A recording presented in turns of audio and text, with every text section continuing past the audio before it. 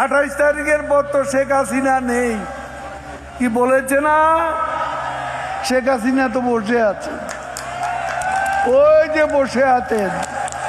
কলকাতার নিউ টাউনের বিলাসবহুল ফ্ল্যাটের 4 দেয়ালের মাঝে এখন আর রাজনীতির মাঠ কাঁপানো সেই দাপটে নেই। নেই খেলা হবে বলে হুঙ্কার ছাড়ার চেনা মেজাজ।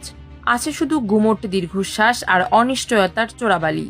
আওয়ামী লীগের দাপুটে নেতা ওবায়দুল কাদের এখন স্বদেশের মাটিতে ফেরার জন্য ব্যাকুল, কিন্তু সীমান্তের ওপার থেকে ফেরার পথটা যেন কুয়াশার চাদরে ঢাকা। ভারতের আশ্রয় থাকলেও কাদেরের গলায় এখন ক্ষোভের সুর যে ভারত বা আমেরিকার ওপর ভরসা করে তারা তরি পার হতে চেয়েছিলেন, সেই মহাশক্তিগুলোর কাছে এখন আওয়ামী লীগ যেন এক ব্রাত্য অধ্যায়। ভূরাজনীতির বিশাল ক্যানভাসে ইউরোপ আমেরিকার কাছে দলটির ভাগ্য এখন নেহাত এক নগণ্য বিষয় ছাড়া কিছুই নয়। কাদেরের সাফ কথা, শেখ হাসিনার একক শক্তিতেই রথ চলত আর বাকি নেতারা দায়িত্ব ভুলে আরামায়েশে মগ্ন ছিলেন বলেই আজ তাদের এ পরিণতি। আমরা যতবারই সংকটে পড়েছি ভারতের কাছে আশ্রয় চেয়েছি। গত 23 জানুয়ারি দিল্লিতে শেখ হাসিনার সশরীরে উপস্থিতি বা অন্তত একটি ভিডিও বার্তার আশায় বুক বেঁধেছিলেন কর্মীরা।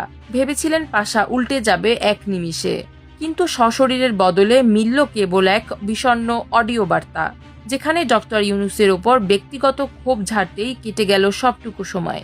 কোনো দিশা না পেয়ে এখন কলকাতার আতিথেয়তা ছেড়ে কানাডা বা অস্ট্রেলিয়ার কনকনে ঠান্ডায় বাকি জীবনটা কাটিয়ে দেওয়ার ছক কষছেন নির্বাসিত নেতারা। তারা বুঝে গেছেন রাজনীতির হাটে তাদের গুরুত্ব এখন তলানিতে।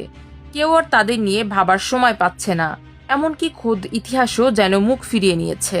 প্রত্যাবর্তন প্রক্রিয়া কিভাবে শুরু হবে এবং এই লিস্টটা ফাইনালাইজ হবে যত দ্রুত সম্ভব।